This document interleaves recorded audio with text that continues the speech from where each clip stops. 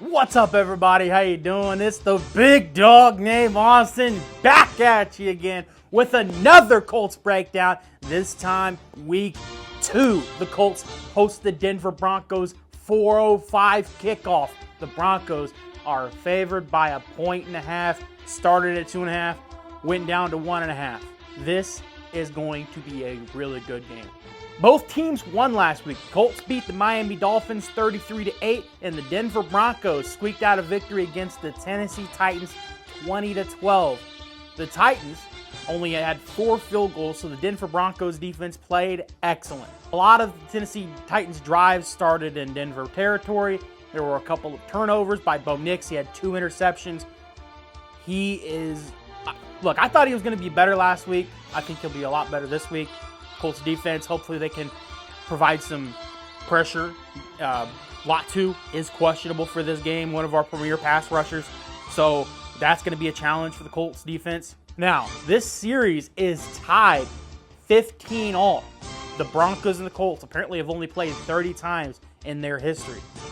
15-15 is the score of the two teams head-to-head. This is a rubber match. This is a game, whoever wins controls the series, has the series lead. Hopefully the Colts can get it done. But going into some stats from last week, Bo Nix, 25 of 40, 176 yards, 1 touchdown, 2 interceptions. He did not have a great game. Courtland Sutton was his main guy, 6 catches for 61 yards and a touchdown. That was the only touchdown of the game for the Denver Broncos.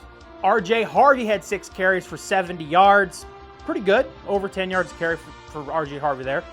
Now, if you've been following along with this channel, you know that Daniel Jones had an awesome day on Sunday against the Miami Dolphins. 22 of 29, 272 yards, 1 passing touchdown, 2 rushing touchdowns, no turnovers, had 115.9 QBR. He had himself a great game. Can he sustain it? Can he continue? In the past, Daniel Jones has not been a very consistent quarterback from game to game, even from quarter to quarter. Can he consistently deliver the ball to the playmakers, such as Michael Pittman? Tyler Warren, I think, will be big in this game. Who are you going to put on Tyler Warren? Drake Greenlaw for the Denver Broncos is out. Are you going to put Patrick Surtain on Tyler Warren and potentially take him out of the game and open up some receivers for the, some other receivers for the Colts? How is that going to go? That will remain to be seen in this game. Jonathan Taylor left the game early last week due to an injury. He got hit in the neck area. I'm not sure what the injury was, but he's not on the injury report. He's going to play. Last week he had 18 carries for 76 yards. Probably would have gotten to 100 had it not been for the injury. It is what it is. Hopefully Jonathan Taylor can stay healthy because I think it's going to be huge in this game.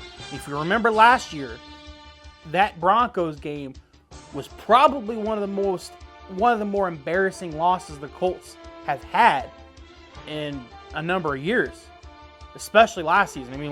There were 2 just absolutely embarrassing losses last year for the Colts. The Broncos game and the Giants game. The Broncos game, if you remember correctly, the Colts were up 13-7. Jonathan Taylor broke off a 41-yard touchdown. Well, at the time, we all thought it was a touchdown. But after further review, it showed that he had dropped the ball before he had gotten to the goal line. I was gonna be sick because the Broncos, the momentum just shifted from that point on. Broncos took over. I don't remember if they went and scored on that drive, but the momentum had just changed. Jonathan Taylor, in my opinion, will come into this game ready to go. A redemption game for Jonathan Taylor, a redemption game for this entire team after getting embarrassed last season in Denver. I think the Colts win. I do think the Colts win. I don't think it'll be a low scoring. The over-under is 43.5. I think it'll be a low scoring game. Give me the Colts 20-17. I think the Colts defense is going to be excellent in this game. I think the Broncos, they're definitely going to get some turnovers, hopefully just 1 turnover. They're going to get theirs. They have an excellent defense, one of the best in the league. So this is going to be a low-scoring affair. And if it's a shootout, I'll be surprised. Now, let's get into this. I went into it a little bit in my video picking the games. What if the Colts start 2-0?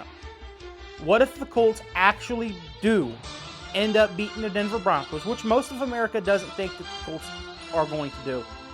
Okay, I understand that a lot of people around the nation, and including a lot of people in the fan base, including myself, I want to see what this Colts team can do against the Denver Broncos team, who is a dark horse for a Super Bowl contender, a dark horse Super Bowl contender, a team who can and will be competing for the AFC West, which you say that in the AFC South, it's like, oh wow, you're competing for the AFC South, what do you do? You say that in the AFC West, yeah, I definitely think that the Broncos can be competing for the AFC West with the Chargers and absolutely the Chiefs, despite their loss, despite the Chiefs potentially going 0-2 this week. This is a big test, an early season Week 2 test against one of the teams that a lot of people had picked to be there in the end, to make the playoffs and maybe potentially go on a run. This is a huge test. What will we get out of Daniel Jones?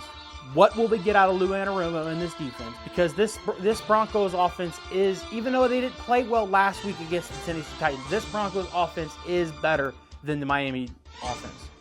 Now, we'll see what Bo Nix is. 25 for 40, 176 yards. Isn't great. The offense absolutely got bailed out by the defense in this game against Tennessee. What will they do? Sean Payton is an absolutely incredible coach. I hate to admit it because he outcoached Jim Caldwell in the Super Bowl, and I haven't really gotten over that. But Sean Payton's a great coach. And Van Joseph on the defensive side for the Broncos, he's an excellent coach too. They're going to have the boys ready to play. So this is going to be an absolutely tough game. But like I said, I think the Colts come out on top 20-17, start the season 2-0, and really start getting a lot of positive attention from people around the league. They already have gotten some positive attention from people around the league. But if you beat the Broncos and you go 2-0, people are really going to start talking about this team being a playoff contender, which at this point is all the Colts fans could hope for, is being a playoff contender. That's all I've got. Colts Broncos tomorrow, 4:05. Unfortunately, I will not be in the building. I want to be in the building so badly. I couldn't talk my dad into going. It is what it is. We can't go to a mall, you know. Even though I just love it so much, and I wanted to make another video, you know, like the live reaction that I did for the the Dolphins game. People seem to like that video. People seem to want that, and I really, more than any of these videos that I do, I really enjoy doing those the most. Editing them, doing them, just my raw reaction. I love doing those videos. Those are the best videos. And there will be more to come. I'm definitely going to some other games this season, just not right now, unfortunately. Just not this game against Denver. But who knows? Maybe, just maybe my dad will be like, you know what, we'll go. I doubt it though. My dad said something about making pizza at the house. I'll come over for the second half after I get off work and we'll hang out, have a good time. But that's all I've got. I am the big dog named Austin. Go Colts.